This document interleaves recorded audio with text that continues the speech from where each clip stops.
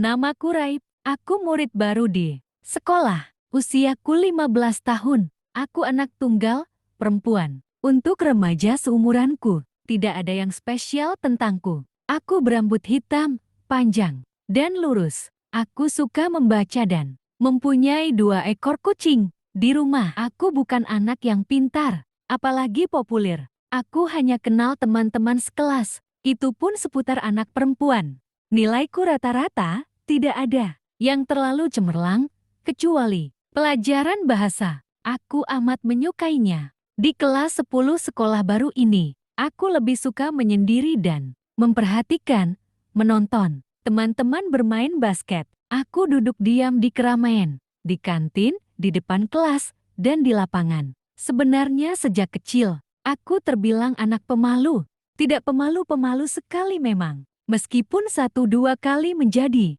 bahan tertawaan teman atau kerabat.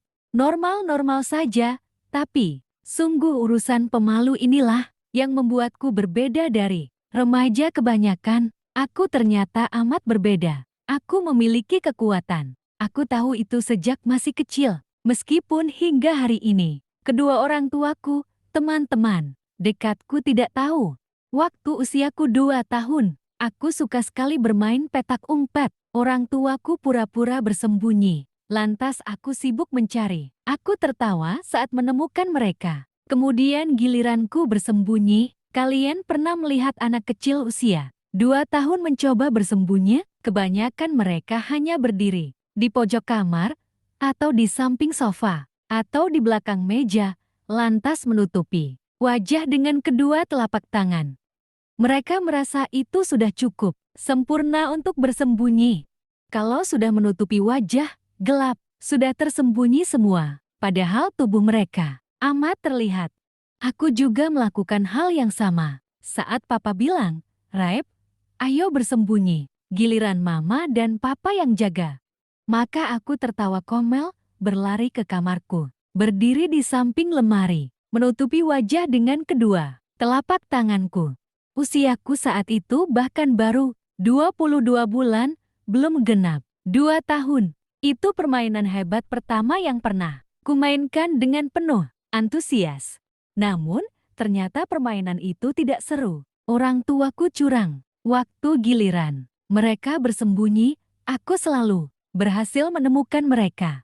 Di balik gorden, di balik pot bunga besar, di belakang apalah, aku bisa menemukan mereka meskipun sebenarnya aku tahu, dari suara mereka menahan tawa. Tetapi saat aku yang bersembunyi, mereka tidak pernah berhasil menemukanku. Mereka hanya sibuk memanggil-manggil namaku, tertawa, masuk kamarku, sibuk memeriksa seluruh kamar. Mereka melewatkanku yang berdiri, persis di samping lemari. Aku sebal, aku mengintip dari balik jemari, kedua telapak tanganku. Orang tuaku pastilah pura-pura tidak melihatku.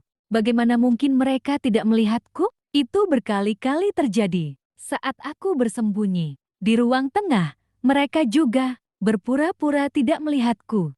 Bahkan saat aku hanya bersembunyi di tengah ruang keluarga rumah kami, menutupi wajah dengan telapak tangan, mereka juga pura-pura tidak melihatku. Saat kesal, kulepaskan telapak tangan yang menutupi wajahku. Mereka hanya berseru, "Astaga, Raib, kamu ternyata ada di situ?" Atau, "Aduh, Raib, bagaimana kamu tiba-tiba ada di sini? Kami dari tadi melewati tempat ini, tapi tidak melihatmu." Lantas mereka memasang wajah seperti terkejut, melihatku yang berdiri polos. Mereka memasang wajah tidak mengerti bagaimana aku bisa tiba-tiba muncul.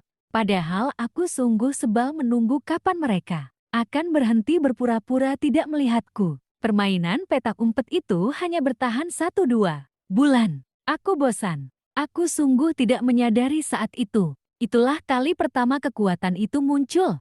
Kekuatan yang tidak pernah berhasil aku mengerti. Hingga hari ini, kekuatan yang kurahasiakan dari siapapun hingga usiaku 15. Aku tinggal menutupi wajahku dengan kedua telapak tangan, berniat bersembunyi, maka seketika seluruh tubuhku tidak terlihat, lenyap. Orang tuaku sungguh tidak punya ide bahwa anak Perempuan mereka yang berusia kurang dari 2 tahun, bersembunyi persis di depan mereka, berdiri di tengah karpet, mengintip dari sela-sela jarinya.